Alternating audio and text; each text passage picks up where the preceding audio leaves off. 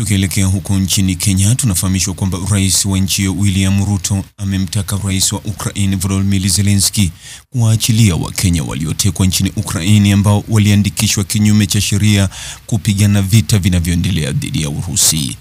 Rais wa Kenya William Ruto alisema alifanya mazungumzo kwa njia ya simu na rais wa Ukraine Volodymyr Zelensky, ambapo wote wawili walielezea wasiwasi wao kwamba vijana wa Kenya walikuwa wakisajiliwa kupigana vita nchini Ukraine kinyume cha sheria.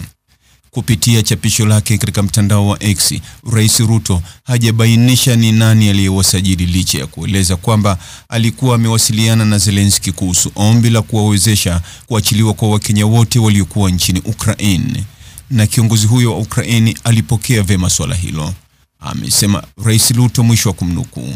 Kwa upande wake, Volodymyr Zelensky pia aliripoti mazungumzo baina yake na Rais Ruto. Alisema walijadili masuala ya Urusi kusajili raia wa kigeni kushiriki katika vita. Rais wa Ukraine aliahidi kushughulikia na kukomesha hilo. Wiki hii Rais wa Afrika Kusini Cyril Ramaphosa alisema kuwa Waafrika Kusini wanaopigana nchini Ukraine wamenaswa huko Donbas. Mtazamaji, ni yapi maoni yako kuhusiana na taarifa hii? Andika maoni yako katika sehemu ya ujumbe hapo chini. Like na subscribe pia ili uwe wa kwanza kupata habari wa chungu tele.